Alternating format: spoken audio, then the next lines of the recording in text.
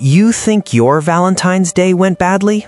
Oh, honey, sit down, hydrate, brace yourself, because I'm about to walk you through a collection of romantic failures so spectacular, they make your awkward dinner date look like a royal wedding with fireworks and a standing ovation. These aren't just bad dates.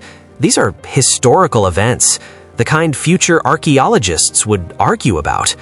Frankly, some of these stories should come with a warning label and a small fire extinguisher. It's Valentine's season, that magical time of year when we celebrate love, devotion, and approximately 3 billion heart-shaped objects that will be aggressively discounted by February 15th. But today we're doing something noble, something important. We're honoring the other heroes, the ones who aimed for romance and somehow hit themselves in the face with the bat, repeatedly, with confidence. These are the romantic disasters, the emotional pileups, the people who prove that sometimes the universe doesn't just say no, it says absolutely not. After this, you're going to feel amazing about your own love life. One of the worst wedding disasters, July 1973. Kingston, Surrey. A couple decides to get married. Simple plan. People do this every day. There are literally professionals whose entire job is to stop weddings from turning into chaos. The universe looked at this wedding and said, how much can we fit into one ceremony? Problem number 1. The vicar falls ill. Inconvenient, sure, but manageable. They find a replacement pastor at short notice, a backup vicar. Christianity has redundancy plans. Everything is under control. Oh, you sweet, optimistic fools. They reach the vows. The rings come out. The groom places the ring on his bride's finger. This beautiful, sacred, cinematic moment. And she immediately blacks out. Not a gentle swoon, not a dramatic faint. A full, medically impressive 20-minute unconsciousness. At her own wedding, mid-ring exchange. Imagine being the groom. You've just put a ring on her finger and she collapses like you pressed the wrong button. Your brain is screaming questions. Was it the ring? Was it me? Is this how people say no now? Meanwhile, the choir panics professionally and launches into Jesu, joy of man's desiring, to mask what the official account describes as a welter of fanning, slapping, and blowing. Take a moment to picture that. Serene church music floating through the air while guests are frantically fanning, lightly slapping, and blowing on an unconscious bride. It's like a Renaissance painting collided with a medical emergency, and everyone agreed not to talk about it. Eventually, she wakes up, because of course she does, and they finish the ceremony, because at this point, what else are you going to do? You're already here. God's watching.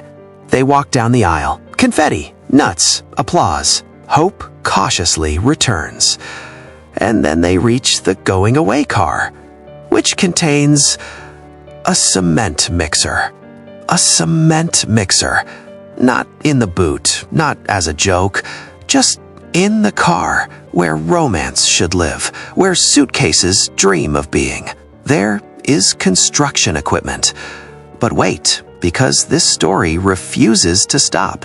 The groom chooses this exact moment to announce that the honeymoon hotel has burned down.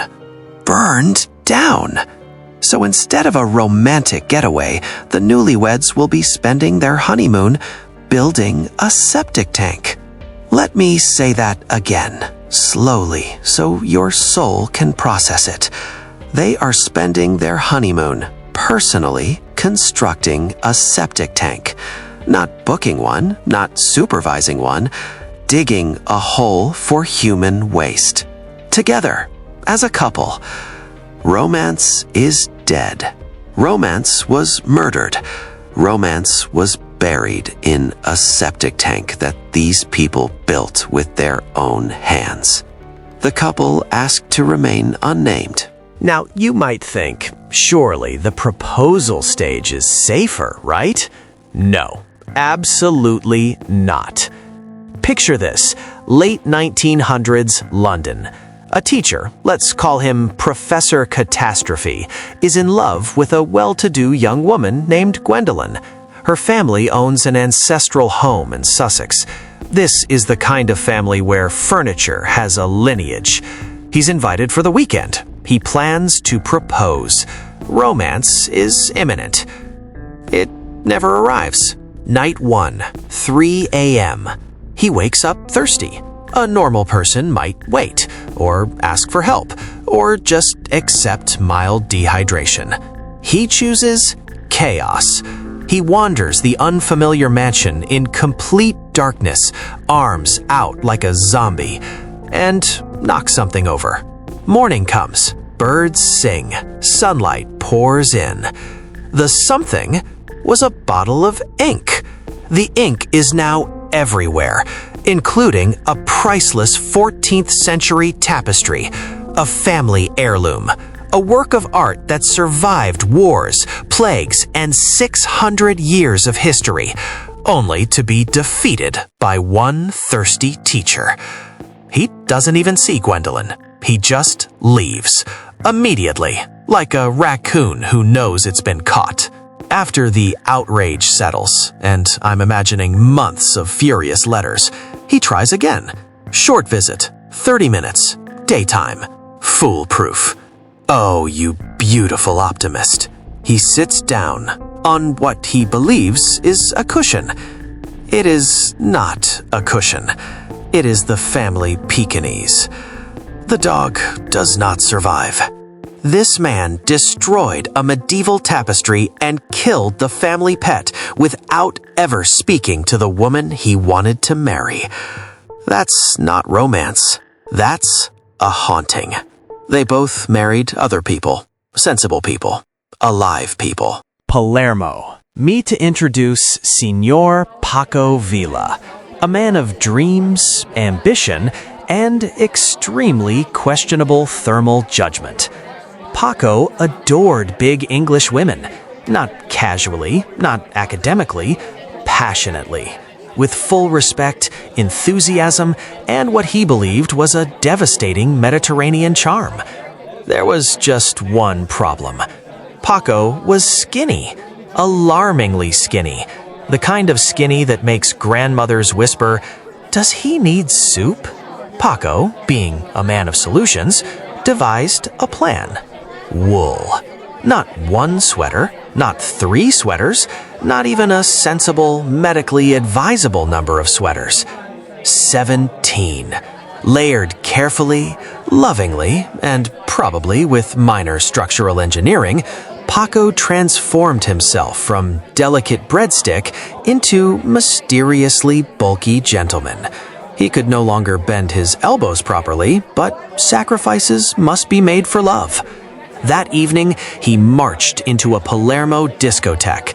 Glittering lights, disco music, and enough body heat to cook pasta al dente, looking like a sentient laundry basket with dreams. And then, success. He met an English tourist, tall, elegant, exactly Paco's type. They danced. Paco shuffled with the grace of a fully upholstered armchair, but confidence radiated from him like steam from a kettle. It was working. She laughed. She stayed. She did not question why he made faint rustling noises whenever he moved. Then came the moment. She reached up and gently stroked his cheek. Paco immediately fainted. Not a stumble, not a wobble, a full theatrical collapse, like a Victorian nobleman overwhelmed by poetry and tuberculosis. Paramedics arrived. Doctors examined him. Concern grew. Layers were removed, and removed, and removed. At one point, a nurse reportedly asked if they were excavating him or preparing him for winter storage. 17 sweaters. Paco had quite literally slow-cooked himself in the name of romance. Medical science was baffled. Physics had questions. the discotheque DJ dedicated the next song to hydration awareness. To this day, historians cannot fully explain how Paco walked, breathed, or paid for all that wool. But one truth remains eternal. Confidence weighs nothing. Wool weighs absolutely everything. A burglar slips into a house at midnight, armed with a truly unearned sense of confidence. Then he saw the homeowner. She saw him. And instead of screaming, calling the police, or throwing a lamp like a reasonable person, she just raised an eyebrow. The burglar, mistaking immediate danger for romantic tension, decided this was his moment. He leaned against the wall like it was a dating app profile and started flirting. Amazingly, she let it happen. 30 minutes passed. He told jokes. He complimented the lighting. He forgot he was committing a felony. Finally, feeling the universe was clearly on his side, he leaned in for a kiss. The universe, it turns out, was waiting. She dropped him with a punch that rearranged his life choices, beat him senseless, dragged him across the property to the porter's lodge, and finished the evening by hitting him repeatedly with a shoe, because dignity had already left the building. Only afterward did anyone learn the crucial detail. She used to be a bricklayer. Somewhere in the cosmos, the stars slow clapped. So remember, whatever your romantic failure was, it could always get worse. So in honor of Senor Abel Ruiz, known as the most unsuccessful human to attempt to die for love, who attempted to end himself twice in one day after his fiancée called off their engagement by lying on train tracks. The train passed safely over him, and then by jumping in front of a truck, which resulted only in bruises. After a priest convinced him to keep living, he was later knocked down and seriously injured by a runaway horse while leaving the hospital. Full story in next episode. Drop your own romantic disaster in the comments. I dare you to beat these. Go on. Can you?